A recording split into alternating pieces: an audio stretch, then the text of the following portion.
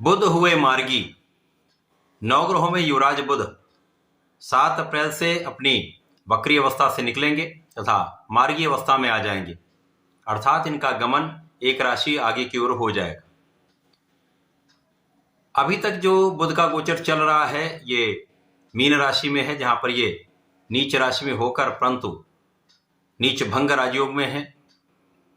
वर्तमान समय में 2 डिग्री पर गोचर कर रहे हैं, जिसके कारण ये राहु के अति निकट है। अब जब राहु और बुध का युति संबंध, दृष्टि संबंध बनता है तो यहां पर जड़ दोष बन जाता है, अर्थात जो बुध के कार्यकत्व हैं तथा बुध जिन जिन भाव के स्वामी हैं उन भाव में जड़ दोष लग जाता है, अर्थात वो स्थिर हो जाते हैं। इन भाव में तथा बुध के कार्यकत्व में निर्बलता आ जाती है तथा बुध अपना संपूर्ण प्रभाव नहीं दे पाते, तो कहीं ना कहीं नकारात्मकता आ जाती। तो बुध अब राहु के प्रभाव से मुक्त होने वाले हैं। जैसे जैसे बुध आगे बढ़ेंगे इनके अंश बल भी बढ़ेंगे, बुध बलवान होंगे तथा राहु से इनकी दूरी बढ़ती जाएगी, अंशों का अंतर बढ़ता जाएगा, जिसके कारण जड़ दोष समाप्त होगा तथा बुध अति बलवान हो जाएंगे। यहां पर नीच भंग राजयोग का संपूर्ण लाभ दे पाएंगे, जिसके कारण अब आपको महाराजयोगों का लाभ पूर्ण रूप से प्राप्त हो पाएगा। जय श्री गणेश। नमस्कार, मैं आचार्य संजय द्विवेदी। मेरे समस्त प्रबुद्ध दर्शकों का मेरे चैनल पर हार्दिक स्वागत है। प्रिय दर्शकों, आज मैं कन्या राशि के लिए बुध के इस मार्गी काल का किस प्रकार का प्रभाव मिलेगा, किन भाव में प्रबलता आएगी, अथवा कहीं पर कोई अवरोध है या समस्या है तो उसका क्या निराकरण है, संपूर्ण विश्लेषण मैं पूर्ण तरीके के साथ करने जा रहा हूं। प्रिय दर्शकों, इस राशिफल को आप अपने लग्न तथा राशि दोनों के अनुसार देख सकते हैं। कन्या राशि बुध की उच्च राशि है, जहां पर बुध कर्म क्षेत्र के स्वामी तथा लग्न के स्वामी हैं। वर्तमान समय में जो इनका गोचर चल रहा है वो सप्तम भाव में चल रहा है, जहां पर ये राहु, शुक्र तथा सूर्यदेव के साथ युति संबंध में है। सूर्यदेव 13 अप्रैल को राशि परिवर्तन करके अपनी उच्च राशि में चले जाएंगे। यहां पर बुध, शुक्र और राहु का संबंध बचेगा।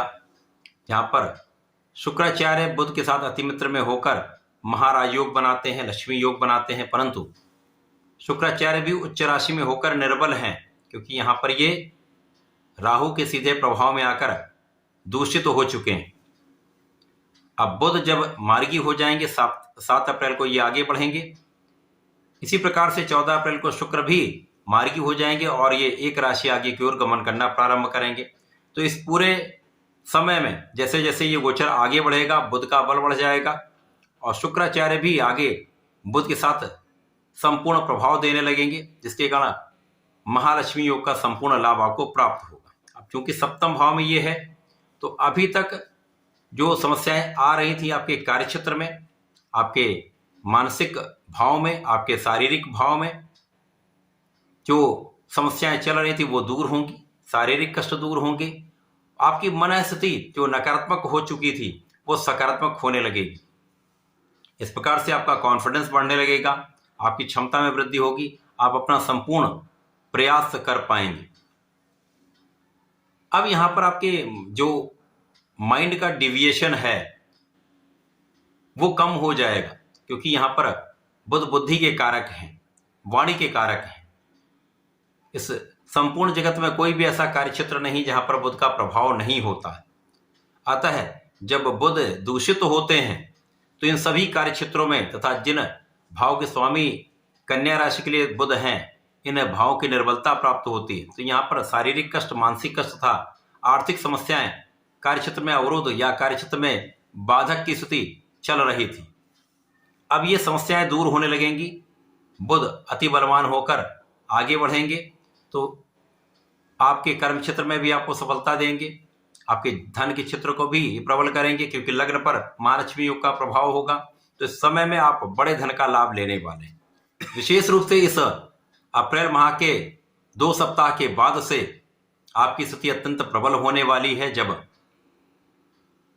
आपके जीवन में नए अवसर आपको प्राप्त होंगे, सफलताओं का योग बनेगा, भाग्य का साथ मिलेगा, परिवार का साथ मिलेगा, आपके वाणी का भाव प्रबल होगा, भाग्य का साथ तो आपको मिलेगा ही मिलेगा।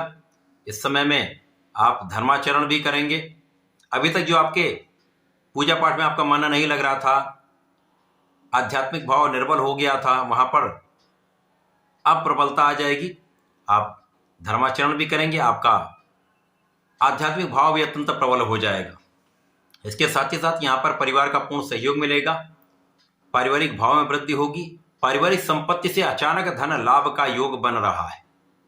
यहाँ पर भाग्य का साथ भी मिल रहा है। आपके कार्यक्षेत्र में आपके सफलता के अवसर भी बढ़ रहे हैं, नई अपॉर्चुनिटीज मिल सकती हैं। व्यापारिक भाव जो स्थिर हो गया था वहां पर मूवमेंट आरंभ हो जाएगा, आपके कार्यक्षेत्र में विस्तार आरंभ हो जाएगा, समस्याओं का निस्तारण हो जाएगा, लोगों के बीच में आपका प्रभाव बढ़ने लगेगा। इसी प्रकार से आपके प्रोफेशन में नए कॉन्ट्रैक्ट आपको प्राप्त होने लगेंगे। विशेष रूप से कला क्षेत्र के जो जातक हैं उनके लिए बड़े अवसर यहाँ पर मिलने वाले हैं।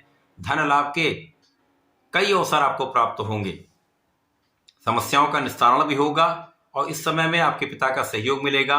इस समय आपकी कुछ यात्राएं होने वाली हैं, ये यात्राएं आपके लिए लाभान्वित करने वाली होंगी। विशेष रूप से जो व्यापारिक यात्राएं वो अत्यधिक लाभकारी होंगी। कुछ व्यय में वृद्धि होगी, परंतु लाभ का तथा व्यय का जो समन्वय है वो बना रहेगा। लाभ की स्थिति अत्यंत प्रबल होने वाली है।